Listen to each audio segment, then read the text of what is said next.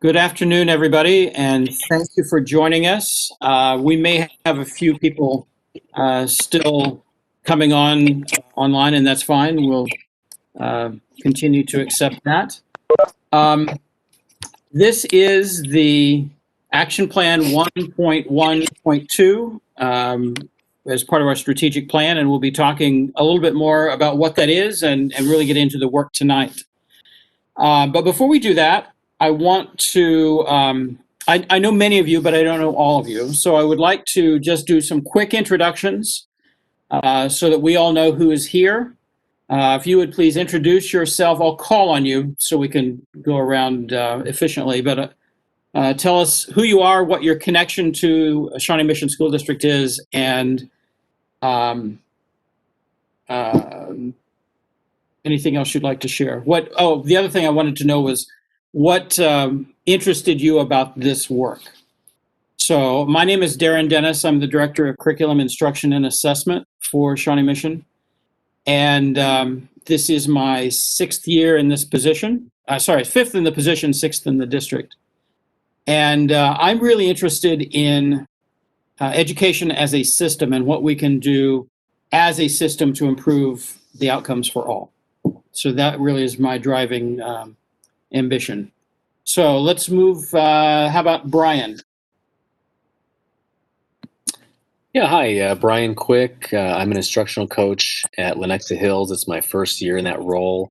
This is my ninth year in education, so I was a teacher before, fourth, fifth, and sixth. And I just wanted to join the group for just exactly what you said, is kind of that systemic change. And when there's such a big thing happening across the district, it's a strategic plan. I just want to make sure that I could be part of that and make sure that my voice was heard and I could hear kind of how that conversation was going. All right. Thank you, Brian. Jan Kennedy. Hi, can you hear me okay? Yes. Yes. Okay. Yes, I'm not in the Shawnee Mission School District as a teacher, but I am an associate professor of art history at the Kansas City Art Institute. And my son goes to high school at Shawnee Mission Northwest. So I do have a connection there, and I'm a graduate of there myself. And just as a college professor, especially in liberal arts, I just thought it would be interesting to try to sort of help out in any way I can, and see this also from the perspective of getting graduates in college and their readiness and all of that. So, very good. Thank you. Welcome. Jared. Yes, I am Jared Janes. I am not an educator. I'm an IDOC, so you guys will probably have a little bit more insight to all this than I will. But I've got 3 kiddos in elementary school in Shawnee Mission School District, so that's my connection there. And just working with them, helping them with homework and helping out in the classroom. I just really see the need for differentiation, and we've got all sorts of different kids in the Shawnee Mission School District, and just kind of have a passion for that. So I wanted to get involved. Good. Glad you're here. Thank you. Yeah. Jenny. Hi, everyone. My name's Jenny Skibby. I'm the instructional coach at Brookwood Elementary. I've been in the district, this is my 5th year, and I wanted to join the strategic team because I'm really passionate about feedback, and not just teacher to student feedback, but adult to adult feedback, and not just any feedback, but really meaningful feedback in those feedback loops. So I'm really excited to be joining and to be able to work with you all. Good. Thank you, Jenny. John.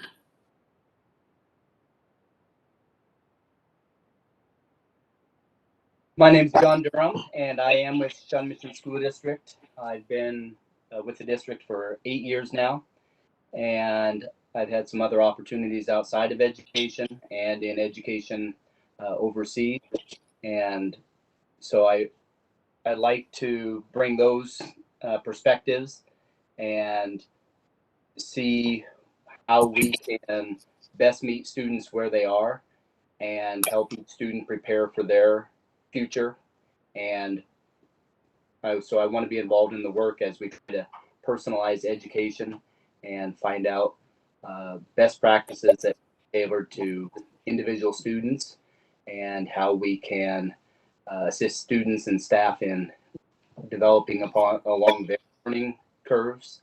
And then also I'm interested in how community and schools can collaborate and cooperate in sharing resources, sharing ideas, sharing opportunities in order to help prepare our students for the world that they're going to be entering.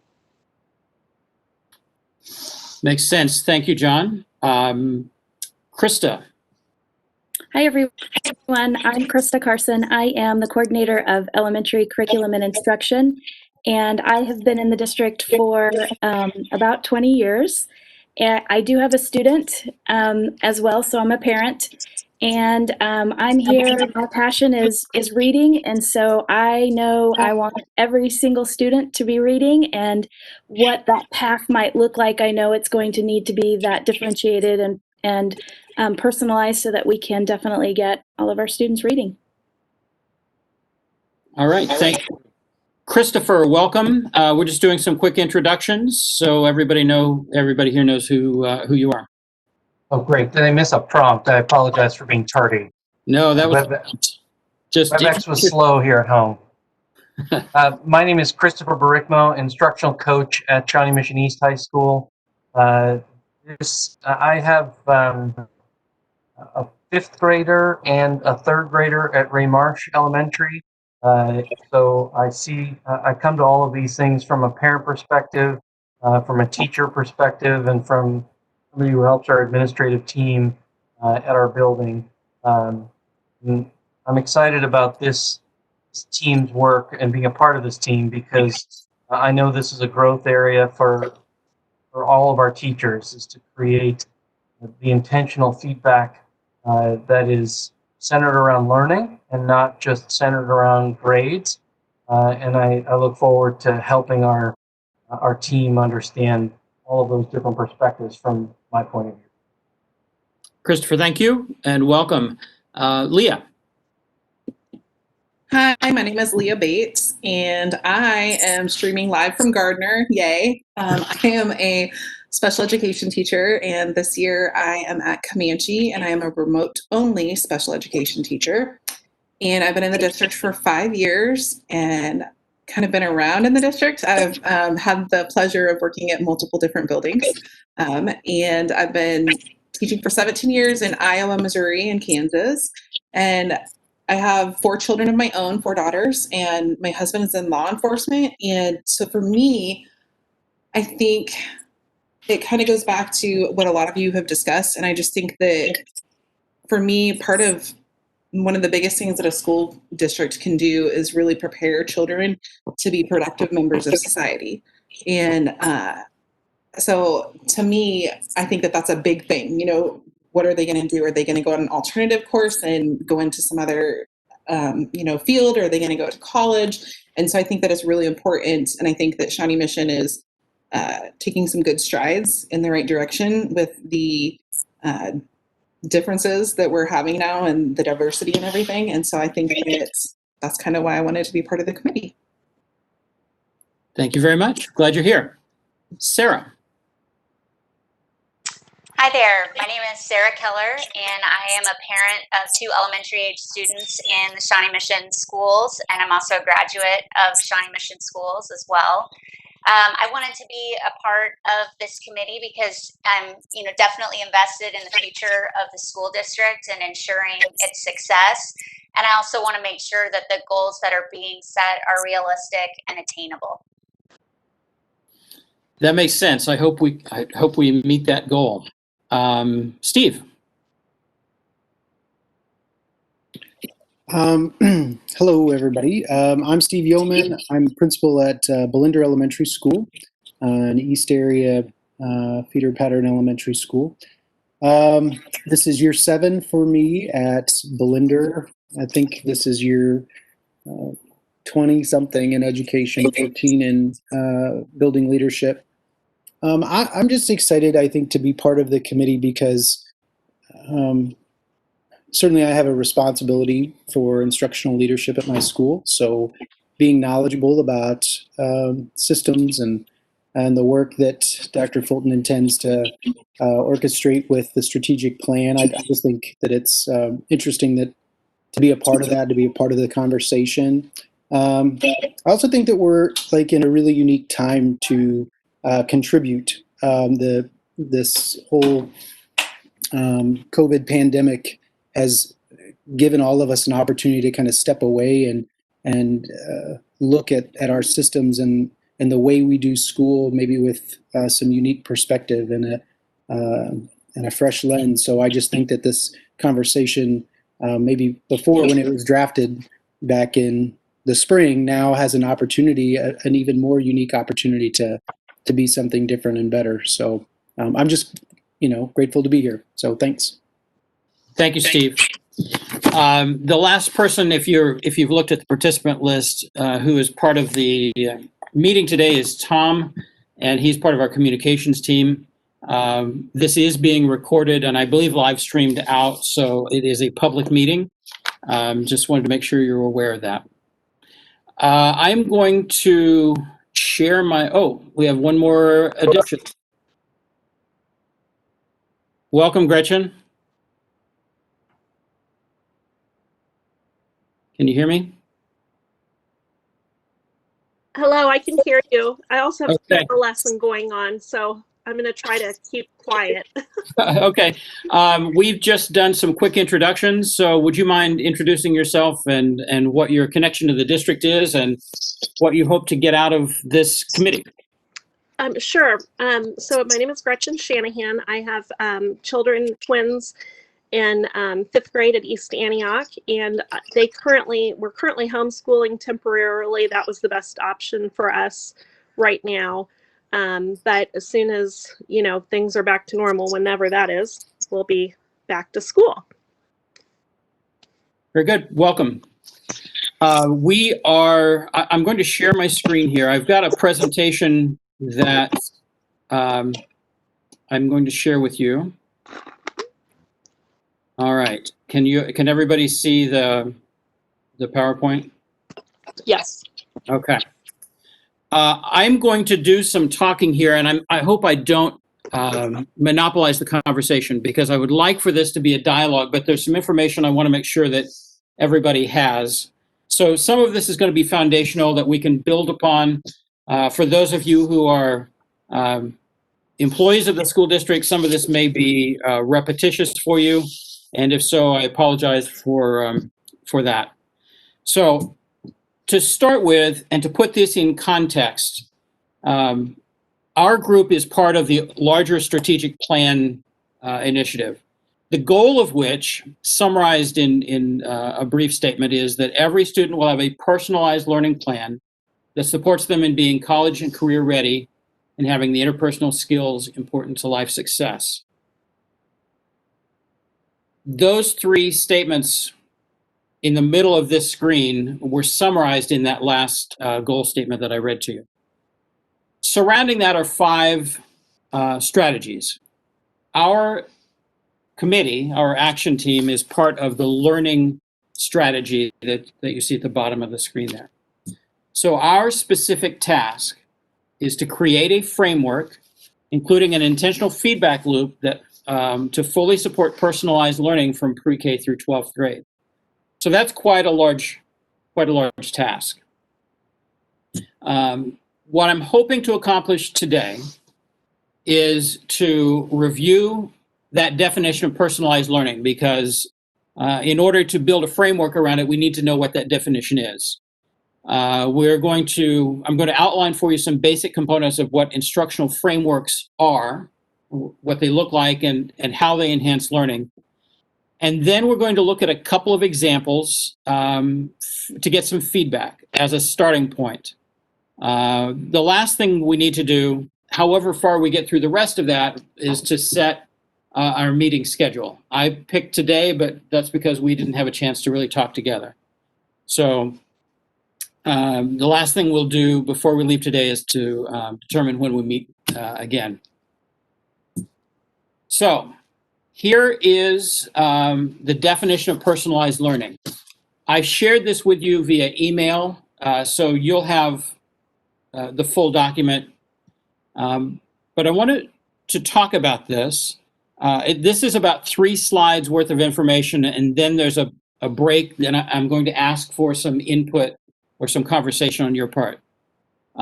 So this is the definition that was adopted by Committee 1.1.1 that Dr. Fleury led. And it's also, what they did was adopt the state's definition. So this is a definition that you'll find that KSDE is using as well. Personalized learning places the whole child at the center of instruction. It is informed by strong educator, student, family, and community relationships to provide equity and choice in time, place, path, pace, and demonstration of learning. So succinctly, that is the definition. The statement at the bottom is also on the definition document, and it's more of an explanation, but I think it bears repeating. Students deserve equitable opportunities and supports when learning. Students deserve to bring their whole selves to the learning experience. With personalized learning, students get what they deserve, leading to success in school and beyond. So, what does that look like from a teacher perspective? Again, based on the definition that we've adopted. Teachers then intentionally design instruction that's personalized by employing evidence-based strategies, by building relationships, by creating individual learning paths, by utilizing a variety of tools, and by facilitating interpersonal, intrapersonal, and cognitive competency development.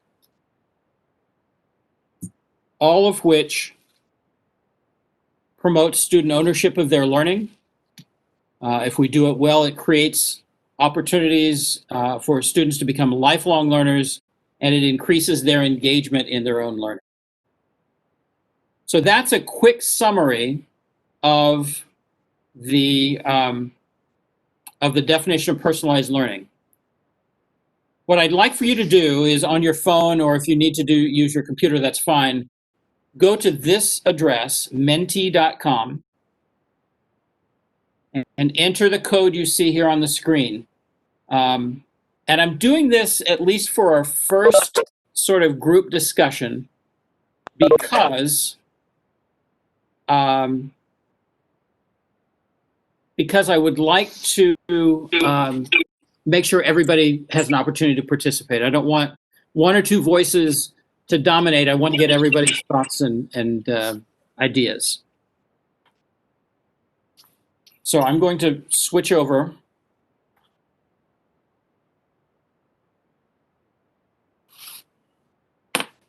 You'll have an opportunity to answer this question or these. Write whatever you're thinking. What I really want here is a reaction to that personalized learning statement. I've given you some guiding questions. Does it make sense? What would it look like if we fully implemented that? How do we move that direction? But I'm really just wanting your reaction and to talk about that learning definition. So I'll give you a couple of minutes to do that, to get your thoughts down, and then we will we'll talk about them.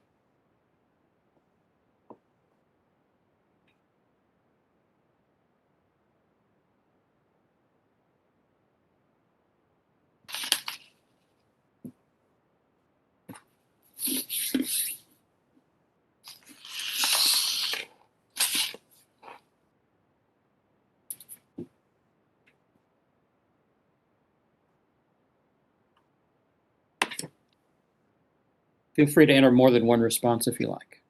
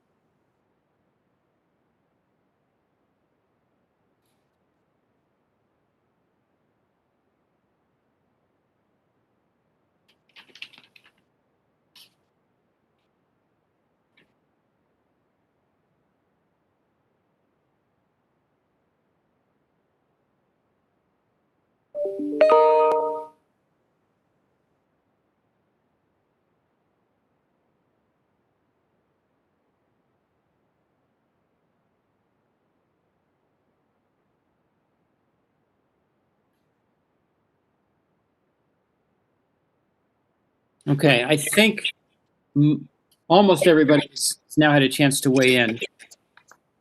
So I've got on the screen at least the portion of the, I can only show a part at a time, but let's talk about it. We'll try to do this virtually, but I'd like to start with the question I think that was submitted first, and that is, how is this different from what's currently being done? So from a teacher perspective, from a parent perspective, how do you view this definition as different or the same as what we're doing currently?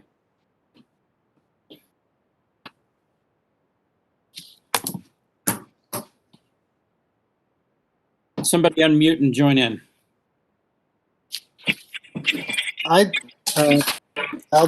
take a stab. I agree with some of the comments. I think, and I started to say not very well. But how is this different from what's being done? I'm not sure. I think there are pockets of school experience that reflect what was defined for us, but I don't think that it's consistently applied.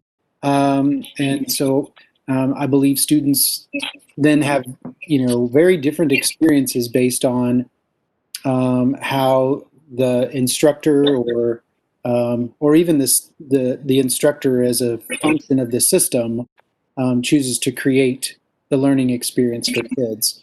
So I see people maybe finding value in this, and there you may have people who agree that students need to be somewhat authors of their own experience, but I'm not sure that you see that in practice as to the degree we'd like.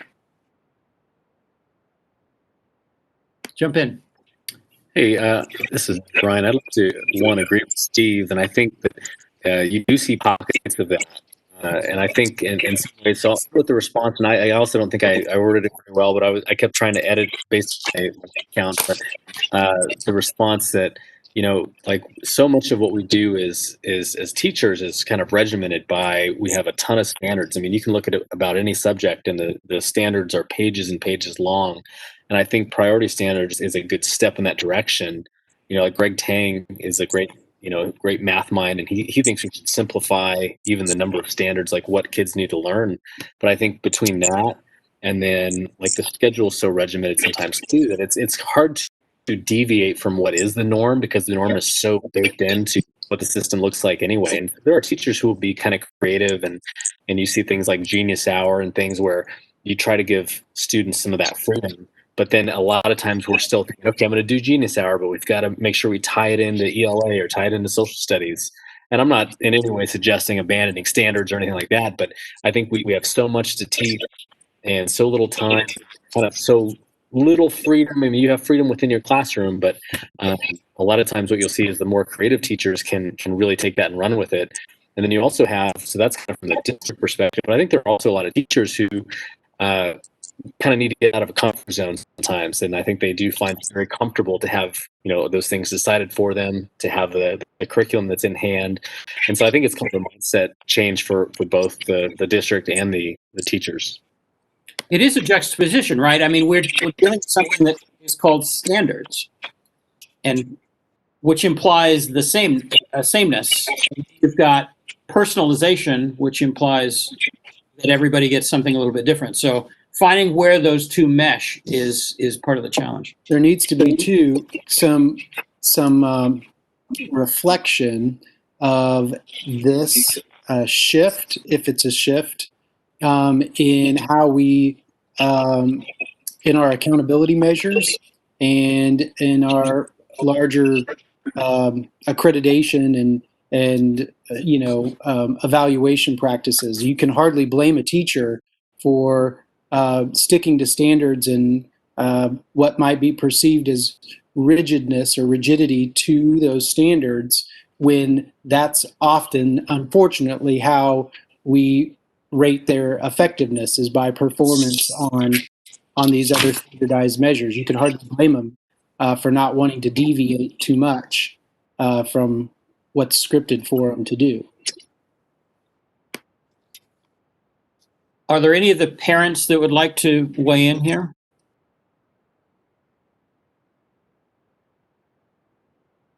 Right now.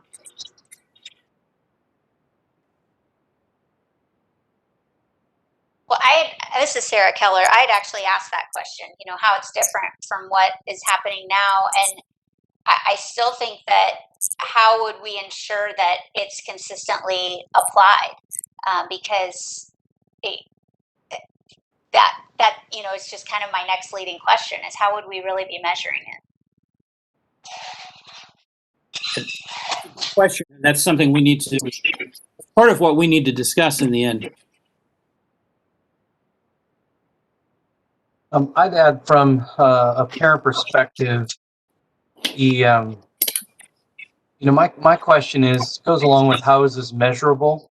In our current system, if we've got these standards and these priority standards that we have to focus on, I know my 5th grade son's teachers are doing that and my 3rd grade daughter's teachers are doing that. But how that gets reflected back to me as a parent is a missing link, and how that gets reflected to a student is a missing link. I think my comment was putting students in the driver's seat is a really great part of this conversation. But how do they know they're driving the right direction? How do they know they're driving down the right road? How do I know that as a parent they're driving down the right road in this process? Right now, let me phrase it differently. Right now, my children understand what not getting full points does to a grade. If they get 3 out of 4, or if they get 10 out of 12, even at a 5th grade and 3rd grade level, that grade consciousness is already there. And so if this becomes our direction, and I'm excited as a parent and an instructional coach, in both hats, we have to be aware that there's a whole lot of cross currents that we're already fighting against in terms of making sure our kids are on the right map and are on the right road as they drive through this. And that's going to take a whole lot of work around that feedback piece. But to me, it is very different than what we know, because our kids, even at a young elementary school age, become very aware of what a good grade is and what a bad grade is. Not what learning is, but what a good grade and what a bad grade is. That's an excellent point. And we're going to come back and talk a bit more about the difference between grades and feedback. I guess where my mind is kind of on this is echoing what Christopher said about grades and feedback, but also just when we're thinking about the personalized learning plan and individual learning paths and student choice, going back to John Hattie and effect size and what we know about student choice. So again, that clarity of how much choice do students get when we're thinking about these personalized learning plans, how much of it does fall back to those priority standards or standards-based tests, benchmark tests. I think there has to be more clarity in that area too, of exactly what that personalized learning plan would look like. Absolutely. Couldn't agree more. Okay, I'm going to, in order to kind of keep us moving, I am going to go back to our presentation here. And that's the questions we just responded to. I want to talk a little bit about instructional frameworks. Feel free to interrupt me, by the way, if you have questions through this. We're going to talk about instructional frameworks and a little bit of instruction before we get to some models to start getting some feedback on. So what is an instructional framework? A framework is a skeletal structure designed to support or enclose something. That's dictionary.com's definition. So an instructional framework is like that. It is the structure that you build instruction around that provides common language shared by everyone in that system.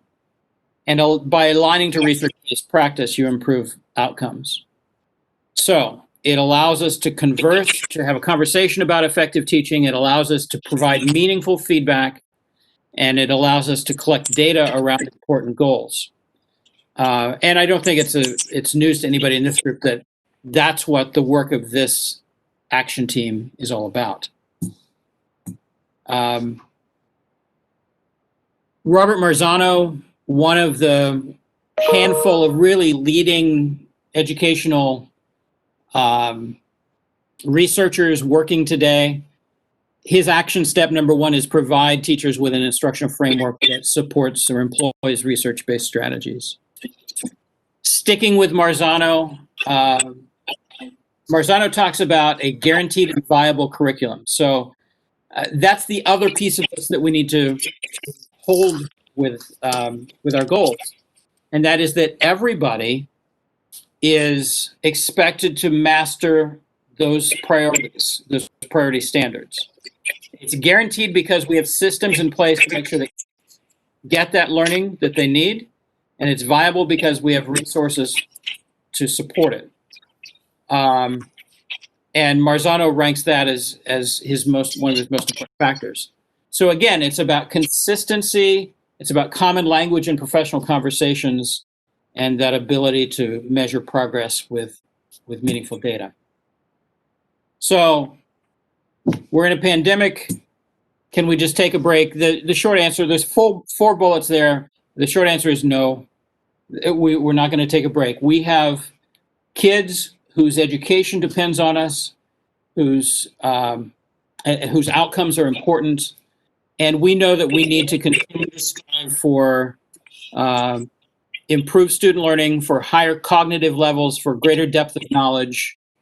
It's more than does a student get the right answer. It's really more about how do you know what the right answer is? Explain your answer. So yes, you need the right answer, but it's the thinking that goes with that. So I'm going to give a little bit of an overview here on what is effective instruction according to the research.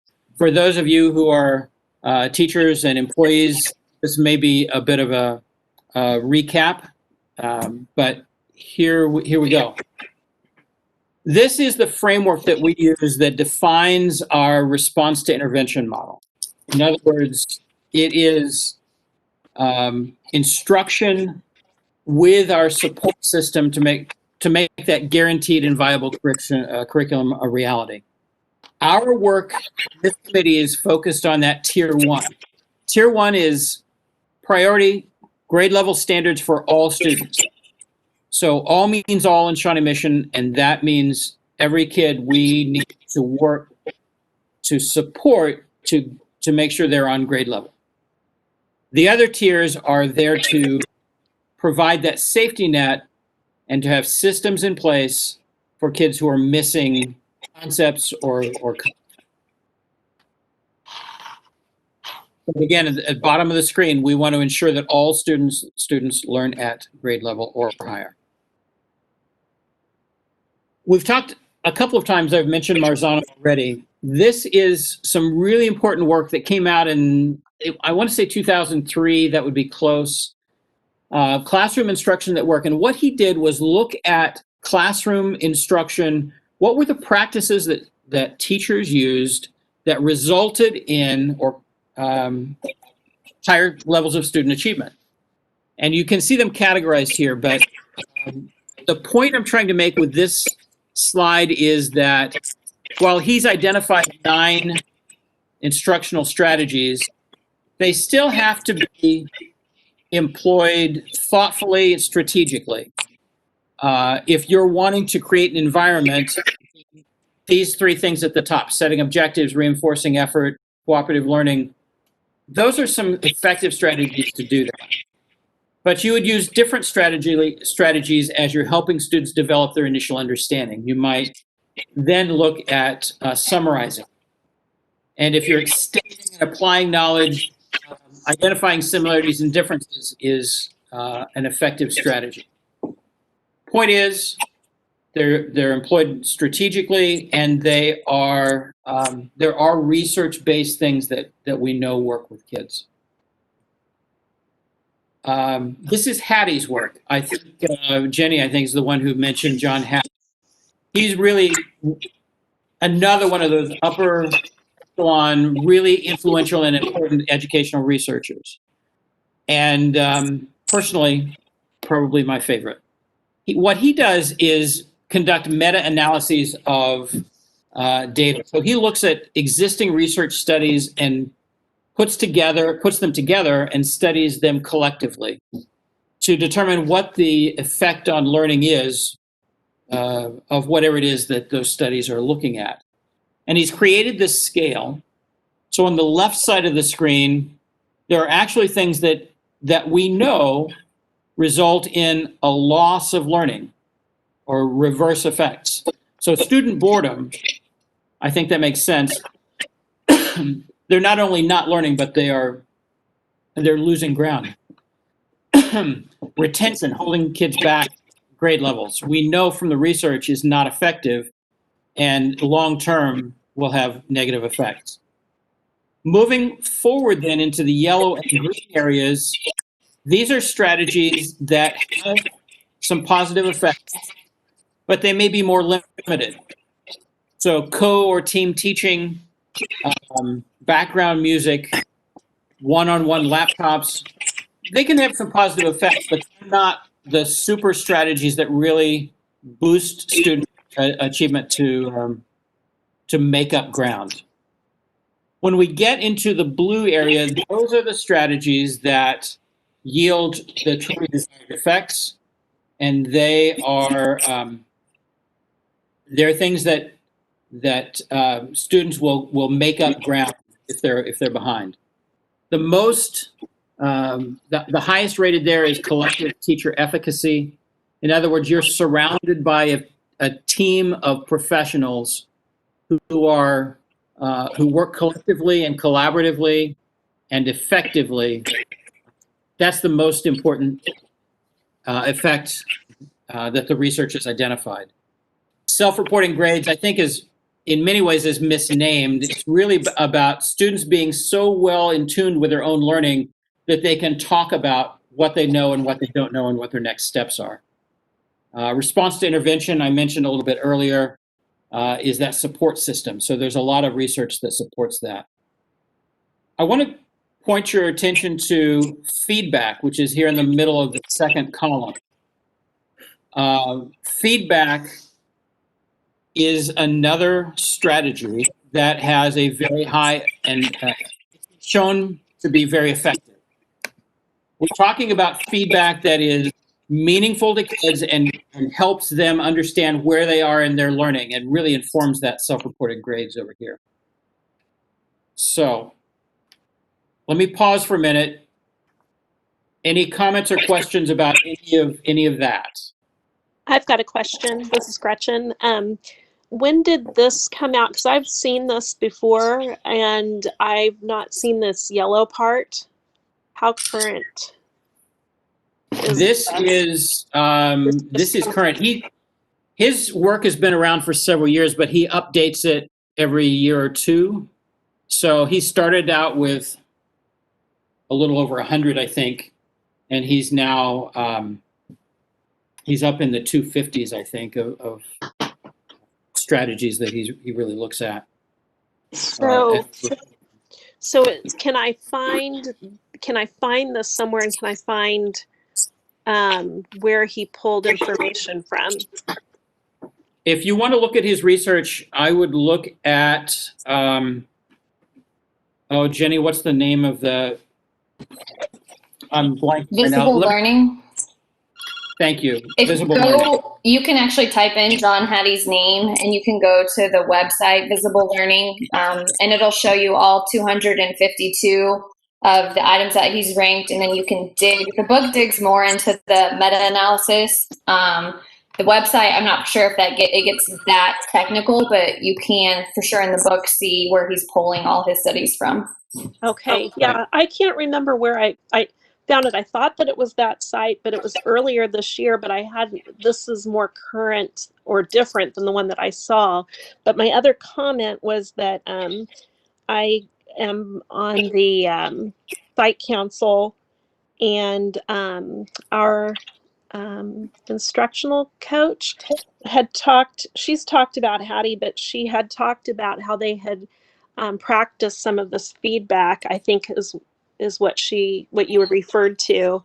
And it did sound really like a very helpful thing. Like basically, essentially what she was saying is that the kids are asking themselves, do I understand this thing that I just did? And they're kind of assessing themselves, which I think is such a good thing to teach kids. That it's not just about getting the answer right, but actually knowing, did I learn this? Right. Not waiting to see a test, but actually doing an assignment and asking, do I understand it? So that's all I had. Very good. Any other thoughts or comments, questions before we move on? Dr. Dennis, I just had a clarification. Is our task to find a way to ensure that feedback is an instructional strategy that's utilized effectively, or is ours a larger task that asks that the teaching and learning continuum has feedback opportunities in it to measure what parts are working and what parts are not, so that the system as a whole is communicating with one another? To me, those are a little bit different. They are a little tasks. Yeah, I agree. They are a little bit different, but I think they're both part of what we're asked to do.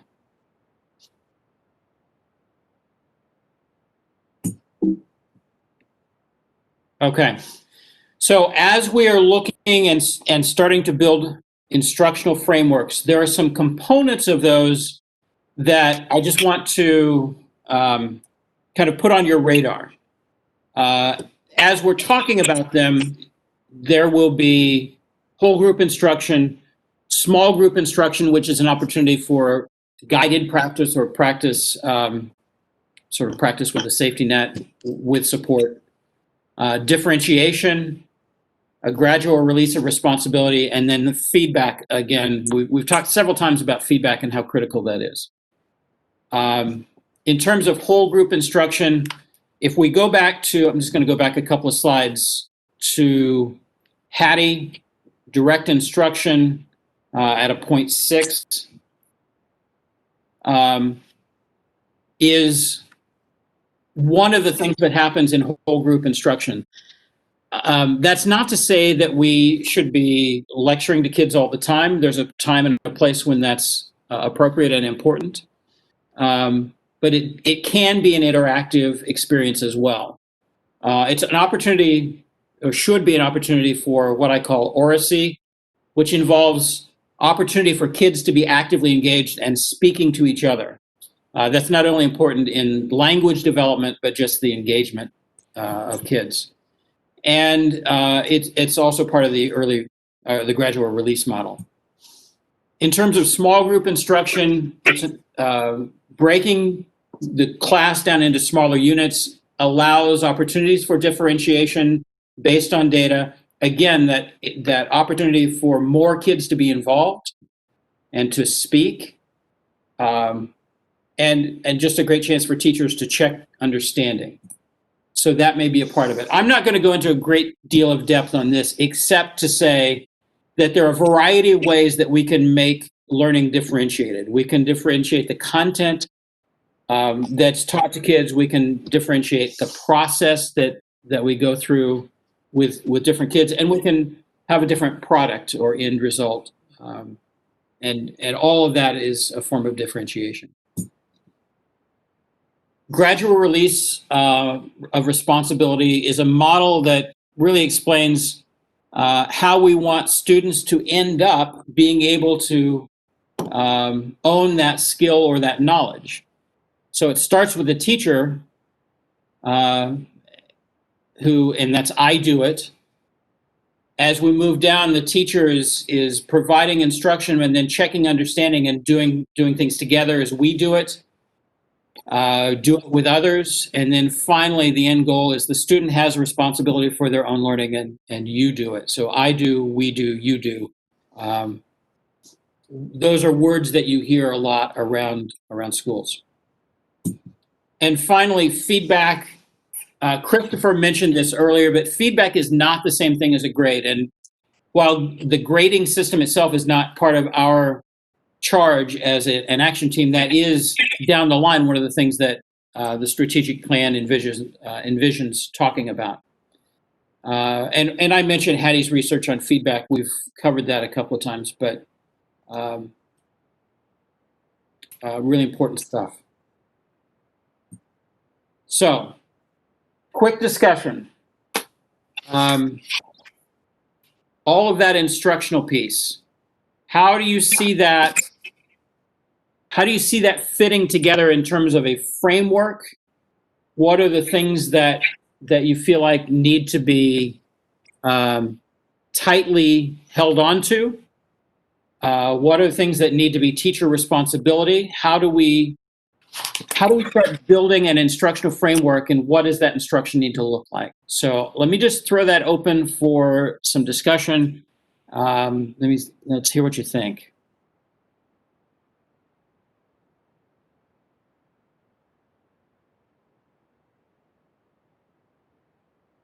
Tough question. Is it a possibility that it could look a little bit different in the elementary versus secondary? Yeah, absolutely. I'm glad you mentioned that. In fact, the samples we use, that's part of the discussion that needs to happen around those. Okay. Yeah. And could that look different too based upon the elementary? Because I'm just thinking there's probably going to be some different needs in an, like high ELL population where the students may be a large percent or multiple grade levels below versus a building where a lot of the students are on grade level. I would think that some of your differentiation and level of support that you're going to need to do is probably going to affect that a little bit differently. Absolutely true. Absolutely true. I've worked in a variety of settings, including schools that are 80 to 90% English learners. It's you still have high expectations. You still have to have high expectations. And those kids need that content. All means all. But the way you get to it is a little bit different.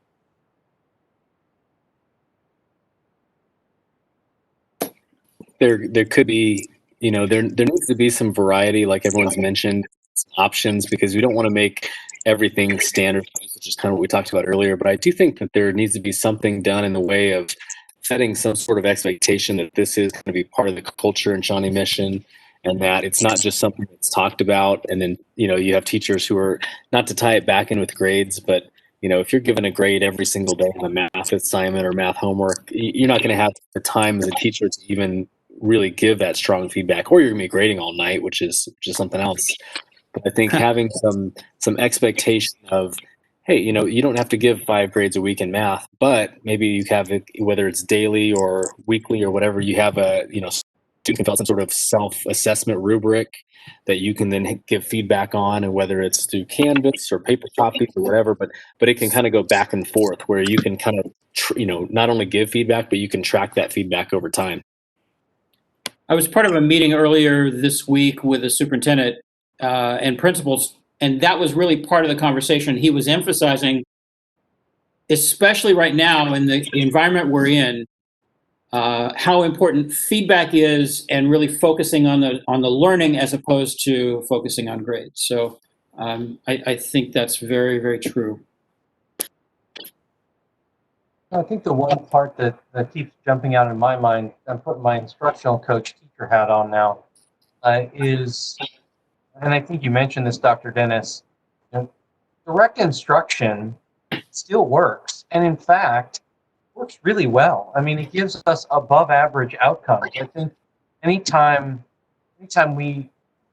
people from the outside hear that these conversations are happening at a district level, our teachers get really scared. Like, you're going to tell me that I have to completely change everything. What I like about the framework we're talking about is it recognizes that there are important pieces that we are still doing and we still do very well. And so it doesn't require a wholesale change of our teaching practice, even though teachers might feel that it does require them to change everything. You just have to be very prescriptive about what's working and what's the best tool to achieve the best outcome. And I think there's a lot for us to hang on to in terms of what we do well already. I think of the teachers in my building that think about these conversations, and they're like, "You're going to tell me I have to teach completely differently?" No, no one is telling you have to teach completely differently. We just have to work within a framework that we know provides parents, students, and you as teachers with the best information possible around learning. And I think the other thing I think about is, and this is kind of a dream, and I don't know where it fits in this conversation, but where do we begin to think about feedback on learning targets that are student specific, and think about how we structure a school. Is it structured by competencies, or is it structured by age and grade? And that's something I recognize is probably not part of this, but that's always in my mind as to, if we're putting students in the driver's seat, somebody might be in 4th grade but working at a 6th grade level. And those competencies are still the competencies we have to serve for that group of students. And so, what data do we need? I think that's kind of where I would sit. What data do we need? Well, what's outside of just grade level performance? What do we know about competencies around these things for teachers to wrap their mind around how instruction might look for those students? If we do this well, this is a support for teachers and for instruction. So, and hopefully that becomes part of the culture. I think, Brian, you were talking about the expectation of it becoming part of the culture. One of the things that I would like to piggyback off of with Christopher is the idea of that word learning, because I think if we can change our conversation to learning as opposed to teaching, and I'm not saying, obviously we have to have the teaching, but it's about the learning.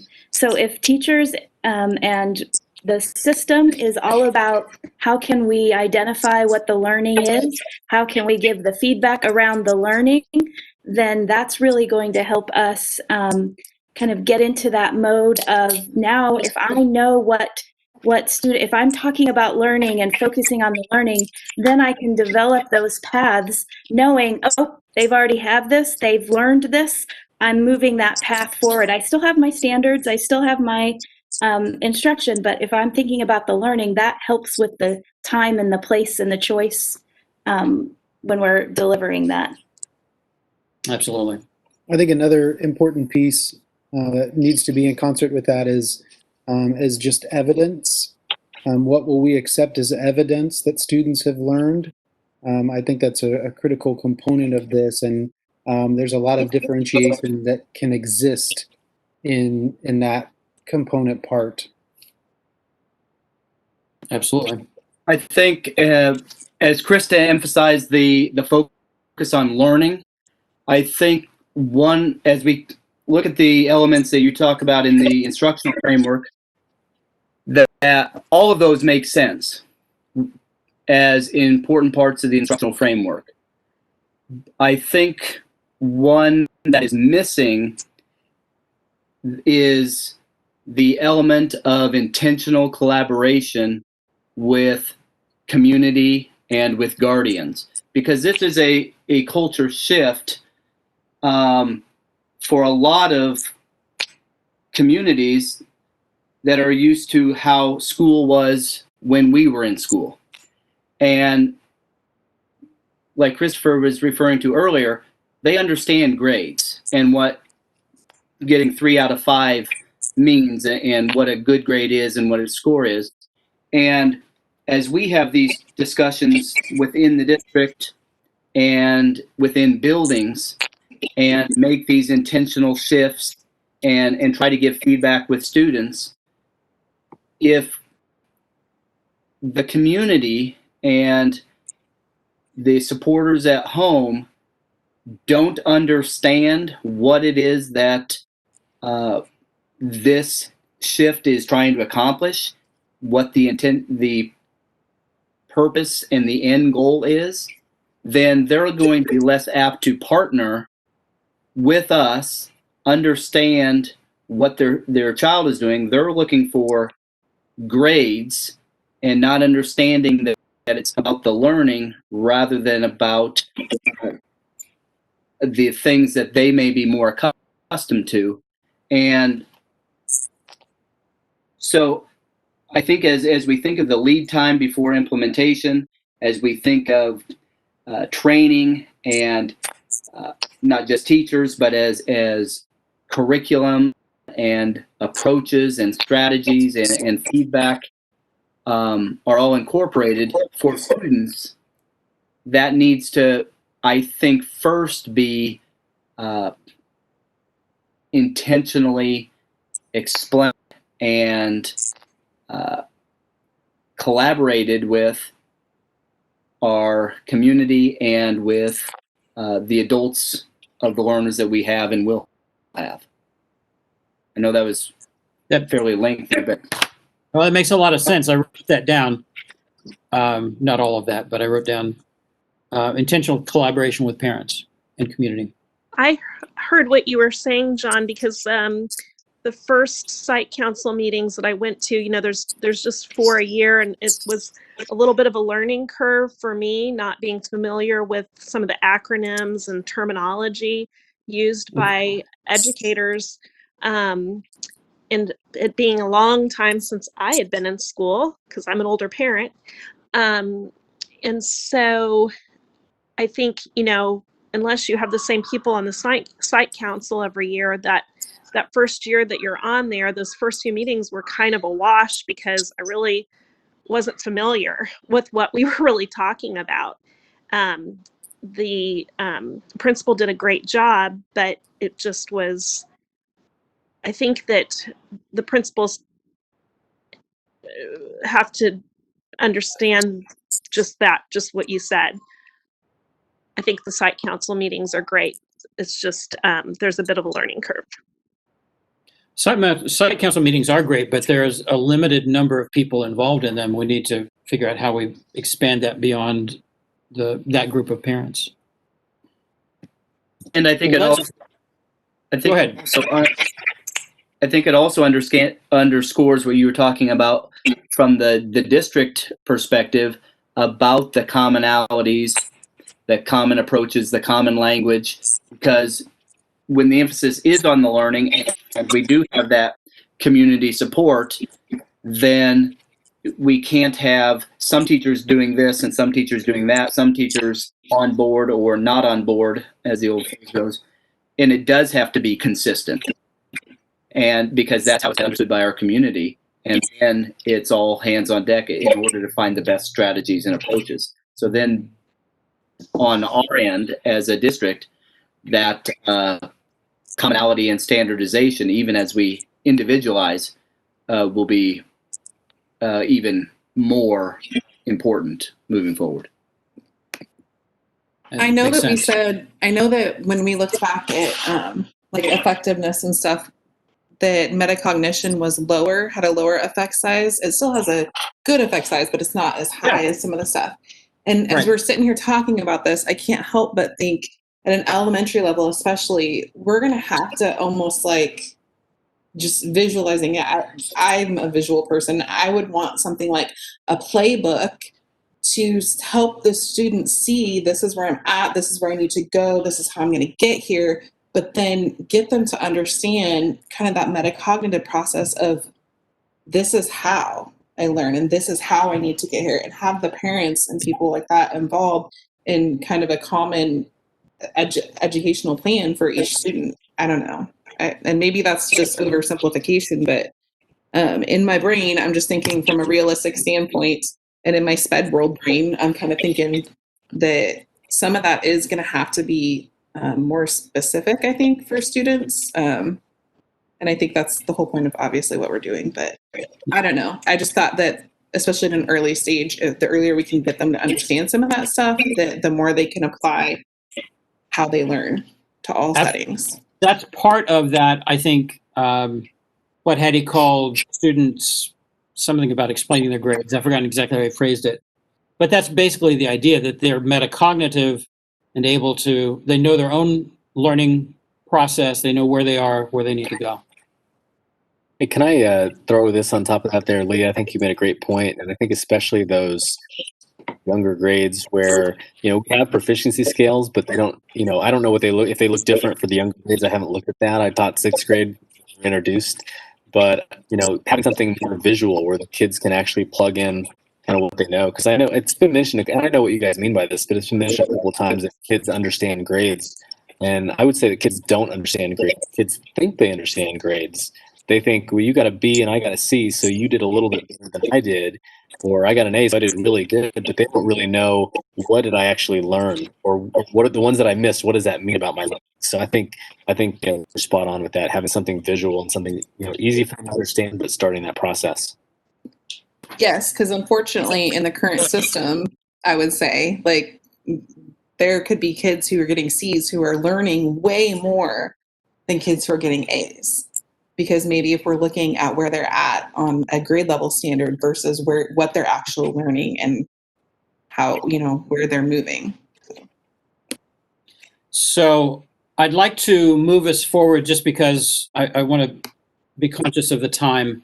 The CNI coordinators put together a couple of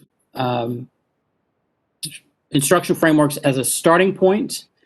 I'm going to ask Krista to talk a little bit about them. I've got a screenshot of the first page of the two that I sent you for a discussion. So Krista, if you wouldn't mind, share a little bit about what you are thinking.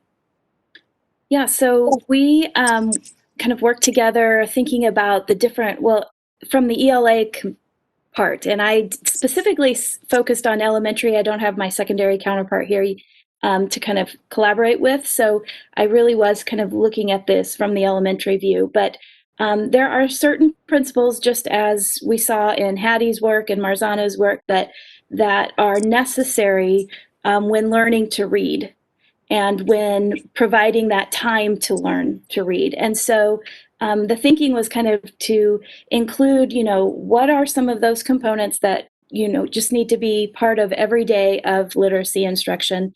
And then how might that look? What would it look like? What are teachers doing?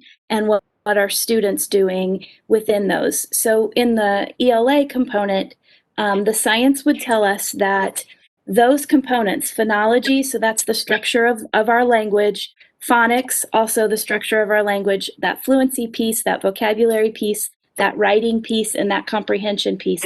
Those are those key elements that we would want for every student. We know that, again, science would tell us that students aren't born to read. We have to teach them how to read. And so those are the pieces that are going to develop those pathways for students to be able to be readers.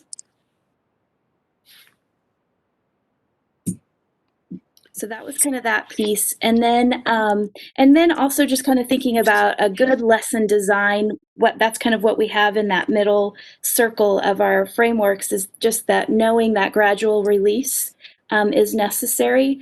But if you kind of had a chance to look at them, you'll notice that it might look a little different in a lesson. So in reading, we talk about that direct, explicit instruction because, again, our brains aren't wired to read. We have to teach them. So students need to see what's happening when we're learning to read, be explicit, and model what my brain is doing when I'm learning to read or when I'm reading. But then on the math side, there's more of that thinking around, our brains are wired to see patterns and look for patterns. And so sometimes that inquiry piece, that let's let you have a try at it, that's where the you do came in first versus the we do. And then now let me show you what that looks like. But each of us wanted to make sure that we had some of those effective teaching principles, and then what are the components of a math block of time, or what are the components of an ELA block of time. So you've got a couple of samples in front of you. And again, these are created at this point to give us a starting point. So what I'd like to do is get some feedback as you've looked through those. They both happen to be elementary. Well, no, that's not true. The math one was K-12. Mm-hmm. But as you look at those, how well do they align with, how well do they align with the research we've talked about and your understanding what a good instruction is? Does the model, or do the models support personalized learning as we've defined it? Is it understandable for a staff member, for a parent, for a student? What's missing, if anything? What should be added? What should be removed? So I'm really interested in spending some time on these models, the samples, as a starting point for, okay, we've got something to react to now based on the kinds of things we've been talking about. How well do those meet the expectations that we need to have? And how well do they meet the goal?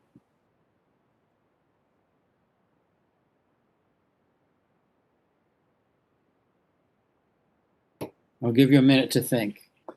I know that's a lot to process.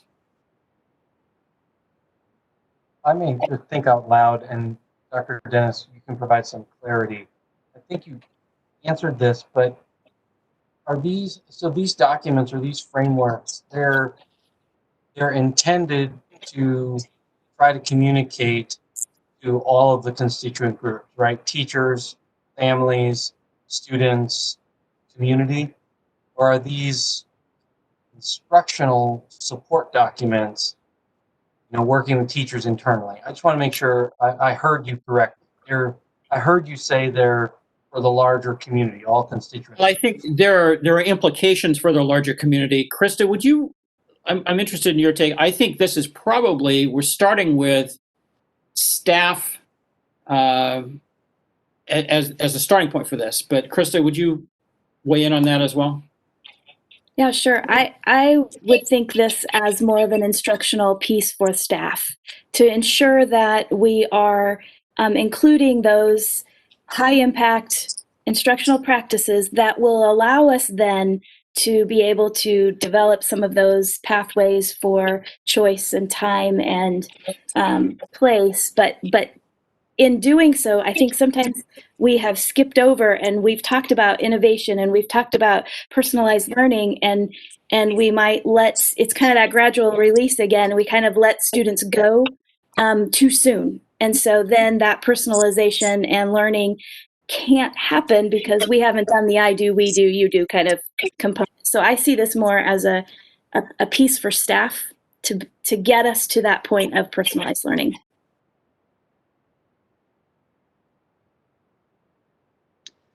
What I see from a parent standpoint, and I've seen my kids learn the most in this type of setting, and I don't know if I'm seeing it in the current framework, is, what if for math specifically, what if the student is proficient? And, what I've seen being most successful is, at first the class as a whole is tested on the concept. And that's where differentiation really starts is, who knows the concept, who doesn't know the concept. And, the grade levels where my kids' teachers have collaborated and they've shared resources and worked well together. And maybe one of the fourth grade groups takes at least the lesson planning, maybe doesn't necessarily take the students that are higher level, but does more of the planning for the higher level. One teacher takes on grade level, and then one teacher takes the planning for the lower level. And, you could have a student who is high level in one area of math, and then next week when they're doing a new lesson, they're in the lower achieving level on that. But I've just seen my kids excel in that type of setting where, they're pre-tested. So there's at least that everybody knows where they're standing on a certain concept. And I think that helps for parents as well, because then you really have good feedback. The students got feedback on what their strengths and weaknesses are, even at the beginning. The parents have that feedback, and the teacher has that feedback as well.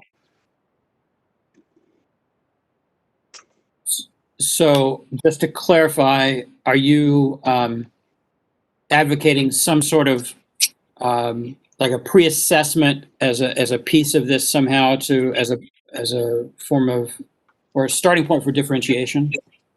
Yeah, and I realize that things like reading, that's difficult, but in math, you're introducing a concept, and as a teacher, I would think I would want to know where all my students are sitting at on this specific concept. So your pretest gives you that information, and it allows you to start, the differentiation process at that point in time, and you've already got an idea where your class is sitting as a whole. And then you can guide instruction, and there may be whole class instruction, of course, but then you already know where you're separating into groups and being able to put students together and proceed down, the framework, the learning framework that you guys are talking about. Yeah. I think also, I agree that sort of that pre-assessment would be very helpful, because if you are going toward this model of differentiation, even the students themselves don't know where they stand, and certainly the teacher wouldn't as well. I think about, it's been a long time since I dealt with anything before 6th grade, but certainly within the upper levels, one thing that would happen is it would take a lot of time, a considerable amount of time, until you discover where the students are. And if you do that through just general and through the instruction along the way and the feedback and instruction, it might take more time, but it could be helpful to have some sort of pre-assessment to begin with. And I think it's been a while. I think they do that in the gifted program too, where there's like check-ins, and can't remember what those meetings were called now, where you had to meet with the teacher and have a new plan for the student, the personalized learning plan for that. That's an IEP meeting for giftedness. Yeah. Sorry, yeah, and that was helpful. I mean, it's like even the parent doesn't always know where the student stands. We're not in school with them, and so we need that feedback as well, to understand where our student is and where we want to help take them, and help so that feedback, I think, is very important for the parent too. Hey, can I throw in that? So talking about the pre-assessment, I think we're seeing a lot more of that. I mean, I'm just at the elementary level, but I know a lot of teachers who, especially in math, will pre-assess, and they'll even actually just take the post-test and give it to them at the start. I think the thing we should think about, from the teacher perspective anyway, is to think about when a teacher pre-assesses a class, and then you have some kids who did really well. You have a lot of kids because they haven't learned the concept who didn't do as well, which is fine. Is that the teachers need the resources to then be able to, like, you're still going to teach your content, because even if you have kids who did really well on the test, what you don't want to end up is they have gaps where, hey, they did well on the 15 questions, but then you have 20 days of individual lessons in a unit. Let's say there may be a couple things that you don't want them to miss out on.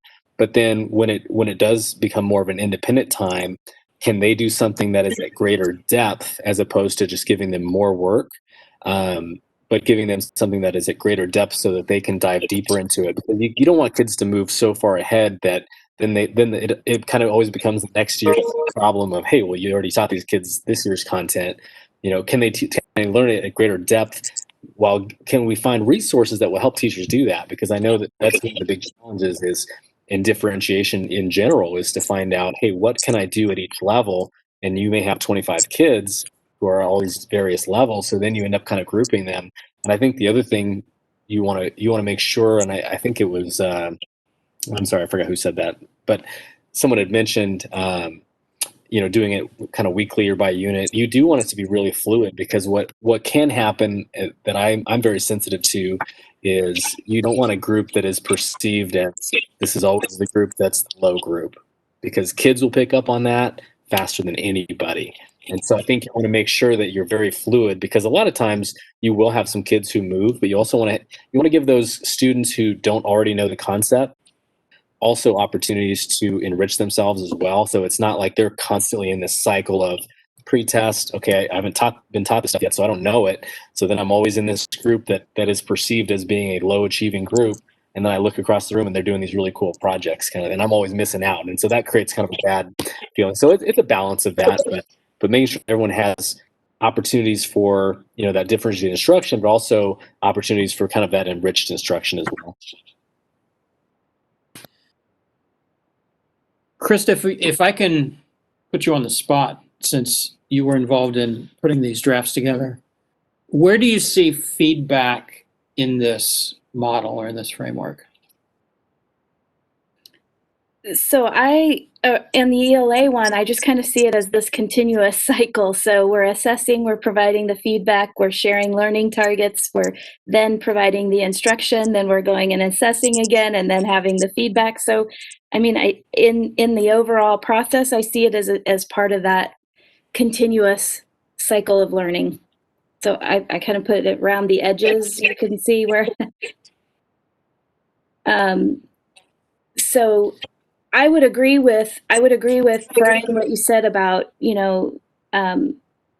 forming those groups. One of the things that we really want to think about and be careful about is that idea of grouping students, because there is evidence to show that even our lower performing students can and do learn from being in that rigorous discussion and classroom and learning from the thinking of others. So when we are constantly separating them out, that does provide some equity issues as far as them being able to do that. So we have to be really careful with that as we think about that. I agree. I participated in many IEP meetings, both for students who some might say school comes easier for, based on however we prioritize, the hierarchy of content.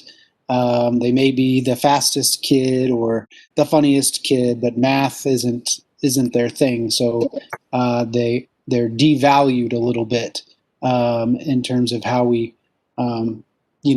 structure things for them. And I often sit and listen to some of the principles of how we structure EL learning, and it's open-ended, it's non-graded, it's high interest, it's self-paced, and kids excel in that environment. And that should be applied for all kids. That's just good practice. And I think sometimes when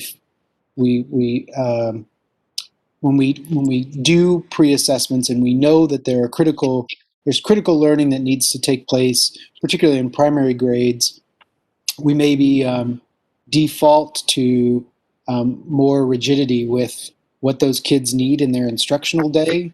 And so they're denied some of those opportunities at some of the things that might make school more fun for them, frankly. Also, along those same lines, Steve, I think you're spot on as far as why can't all learning be like that? But I think of even kids who are, you mentioned it, really athletic, really talented artists, musicians, whatever. And if they don't have opportunities to express their learning in the classroom that way, if they always have to go to the specials room or go to the playground or recess or PE, whatever, then it's like they're not having great experiences in their classroom. And that makes the classroom the place that they don't want to be. And they have to travel somewhere else to be able to express themselves in a way that they can really shine is unfortunate.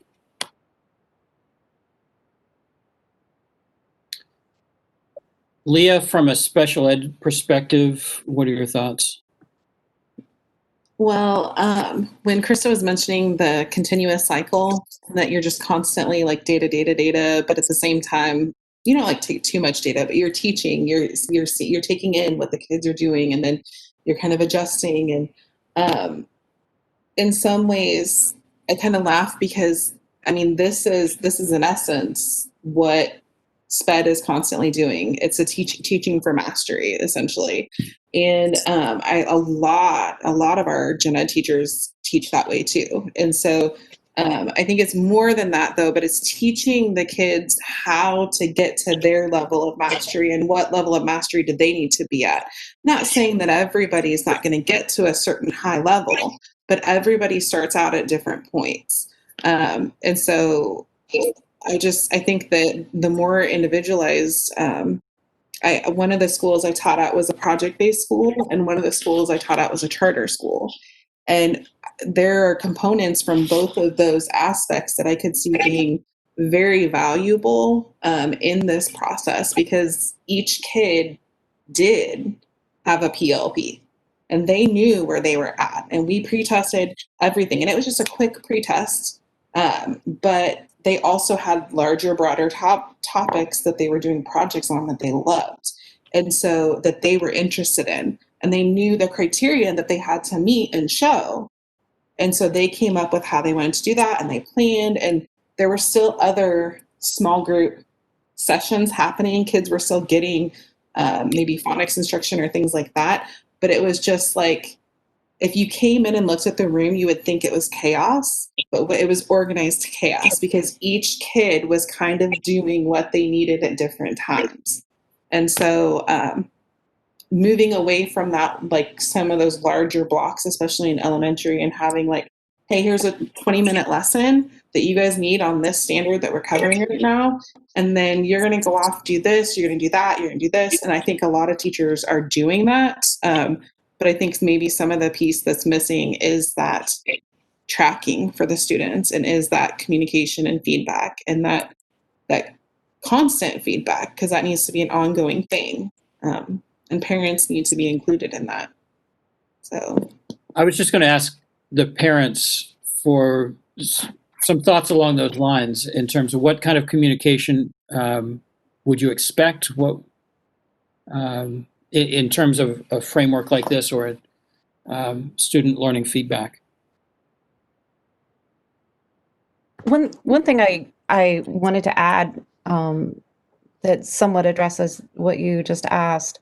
There is an inherent sort of benefit to the constant feedback that we're all kind of asking for and wanting, and that is, the motivation of the student.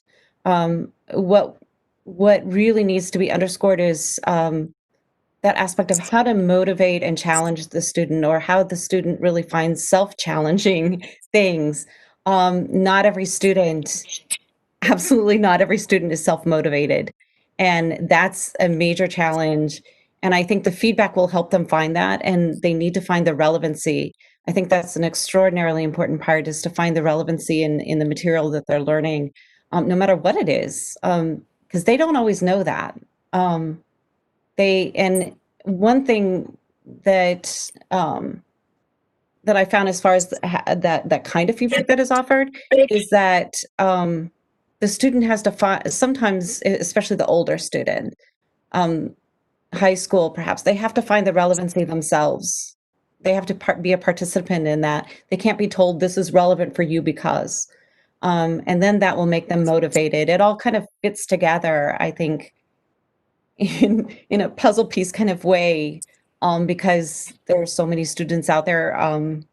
Like I have two boys, and one is very self-motivated and the other is a challenge, and yet they're both, it's like, so it's from a parent perspective, it's also very tough to just try to convince them of the relevancy of things, but they have to find it themselves.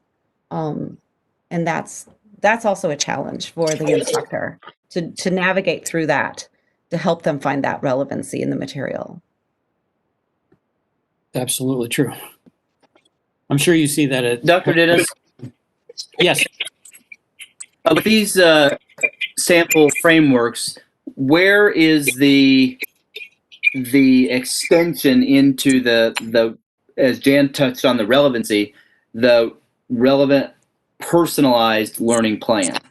As we go from these frameworks, is that beyond the scope of this group, or is that inherent in the framework that it ends in a relevant personalized learning plan? That's inherent in our charge, is to create a framework including intentional feedback loop to fully support personalized learning. So that's embedded in it. So this framework needs to end with that personalized learning plan for each student relevant to them. It needs to contain it somehow, yes. Okay. And then I wonder if it's one of the objectives of the strategic plan is that utilization of personal resilience. Would resilience and the development of that be a valuable part of a learning framework? I think it could be. It's something we're going to need to discuss how that would manifest. But resilience is clearly a very important piece in student learning. One of I the kind of pieces to go off of it that. to. Sorry. Go ahead. Go ahead. Krista, was that you? Go ahead, Christopher. You go. Well, I thank you. I was thinking about that resilience piece, but also the idea of feedback. And one of the places that I've worked before where I found feedback was the most effective was when we actually intentionally closed the gradebook reporting. We had gradebook reporting dates, but then the gradebook was closed and not accessible until those dates were open. But that wasn't the key part. The key part was the narrative feedback that I had to provide for my students and for parents and families of my students. And while I'm a teacher for sure, so I recognize that narrative feedback becomes a very, very difficult thing in some cases. But I do think that that's part of what we're missing. Is what could that look like if a teacher provides narrative feedback? I was just jotting down notes and ideas, and I thought if the teachers of my kids could provide narrative feedback on my third grader for math, reading, science, reasoning, writing, communication, critical thinking, and inquiry, those 6 things, that would tell me a lot. And I think that would tell our students a lot about what they're learning and how they are learning in this process, not necessarily whether or not they got something right or wrong. And so for me, that narrative feedback brings about that relevance, because I guarantee you when I had to write the narrative feedback for my students, they realized I cared. They knew I could cite some evidence of growth and areas to improve. And they knew that they had a team member, parents and students knew they had a team member with me as a teacher because I was giving them important narrative feedback. I'm not necessarily saying that's the silver bullet in this case, but I do think that feedback around those ideas is really important to have that. So I think that's an important part of this framework. It's worth a conversation. I know that narrative feedback is more time consuming as well, so we would have to address that piece somehow. Totally recognize that. Yep. Dr. Dennis? Yeah, I'm not sure who spoke. Oh, it's with Gretchen. You were asking about parents, and I was just going to say that I know of pretty much 3 ways for a parent to be informed. 1 is attending Board of Education meetings. 2 is being part of the site council. 3 is going to teacher conferences, and of course having communication with the teacher. As a parent entering the school, yeah, I would have anticipated a weekly email, which that did happen when my kids were in kindergarten. Kind of an update of, what we're covering this week. As my kids have gotten older, it's kind of depends on the teacher, I really, really appreciate a teacher that sends out a weekly email, even if it just lists a list of 4 things that they're working on with nothing else. It's just that little thing that says, I'm keeping you in the loop of what we're doing. And so when you're talking about feedback and you're talking about equity, and, I'm thinking about how parents are different, schools are different. I mean, I know some parents that don't really know a lot about what is going on in the classroom. And then I know other parents that are hyper aware, and that look at studies, that go more in depth than I do. So there's quite a bit of variation with parents. And I was thinking that the site council meetings, I don't know how parents are selected. And I think you said earlier that you'd like to have as many parents attending those as possible. Is that what you said? I don't know. I think what I said was we need to find a way to get meaningful information to parents who are not part of a site council, because there's only so many parents who are participating in that opportunity. What I was thinking is I don't know how those parents are selected, but I think that it would be ideal to see parents who normally aren't involved, that maybe their kids do struggle, for those parents to be involved, because obviously the more involved a parent is, the better the student's going to be. I mean, to an extent, that can also probably work the other way. But sure. But I think sometimes it's just as simple as an invitation. It's an invitation from the teacher or from the principal to say, we would really value you being involved in this feedback. But then also keeping in mind that if it's somebody that normally wouldn't step up and ask to be involved, then it is of utmost importance to really speak their language. And that's it. Speak their languages. I like the way you phrase that. Yeah. Are you suggesting targeting parents as a tool to support student learning and equity? Because, but not just, I mean, you want diversity. You want that parent that dives deep into what their kids are doing and that knows, all the study and terminology. But then you also want that parent that doesn't know any of that, because if in order to reach their child, you got to reach them first. Makes sense. Krista, you were going to say something. Oh, I was just going to talk just a little bit about the resiliency piece and the fact that, that's it makes me think about the growth mindset lessons that sometimes teachers will do in regards to teaching kids how their brain learns. I mean, I think that's an important part of them being aware and having that metacognition that Leah has been talking about too.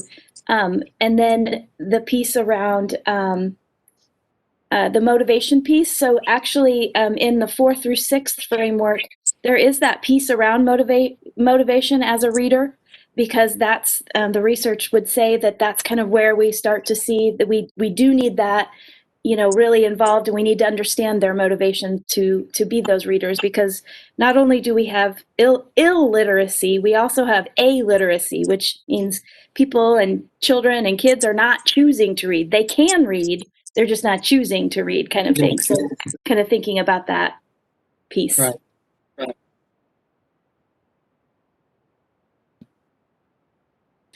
Any other we thoughts? also need to add in. Go ahead, Brian.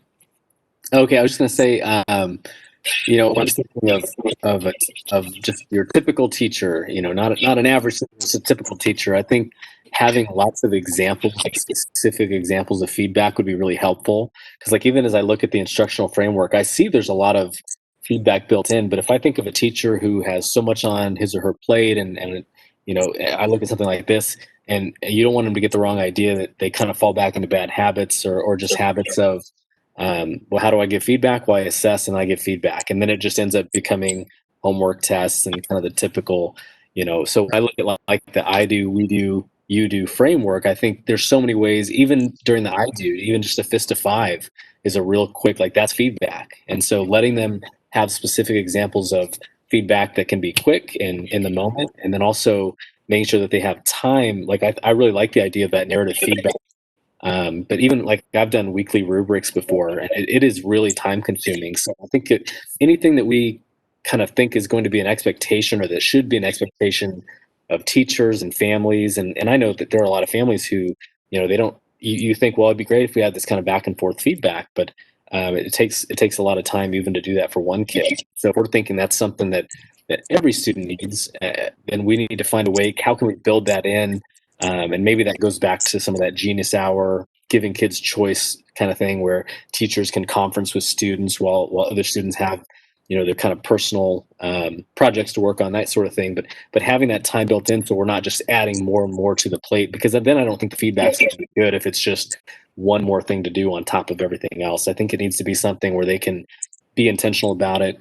And then just one other thought, going back to kind of the students.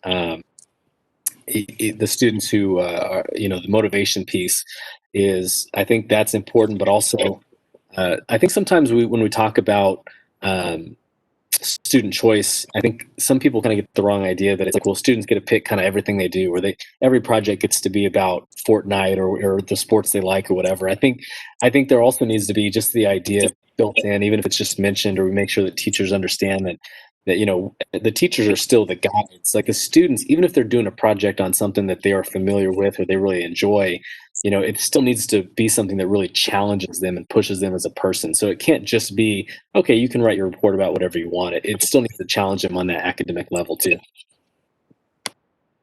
I was going to say too that, and I agree with everything you just said.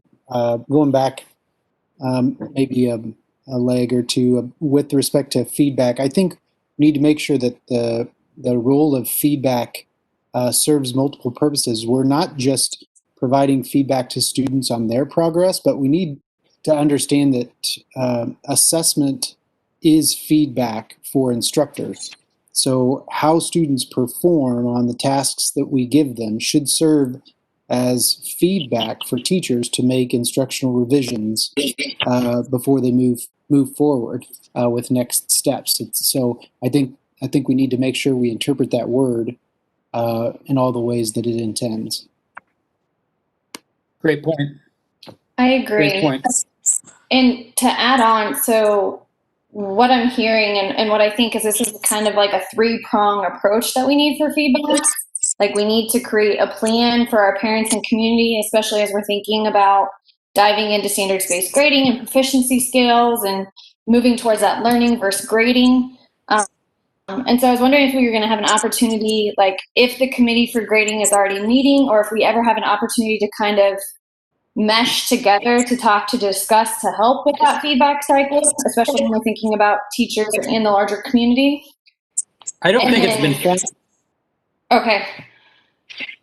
And then like thinking about teachers of needing to be able to support PD on feedback, like Spen said, of how do you give quality feedback, but not even that, like the next step would be even teachers instructing students how to give feedback to students. If you listen to John Hattie, he says that students, they receive like 90% of their feedback from their peers. And typically that feedback is incorrect or wrong. So even utilizing our students and teaching them how to give one another feedback on these proficiency scales and their progress as learners, I think is going to be super impactful. I was just going to do a quick check on where that grading question comes up. I thought I would just turn right to it, and I'm not I don't want to take all our time looking at it, but I don't think that's been formed yet. Okay. Very clearly, tightly coupled though with what we're talking about.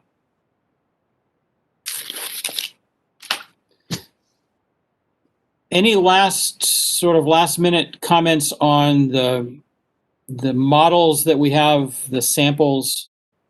I've taken some notes on what we said, and what I'd like to do for next time, we'll talk about when next time is in a moment,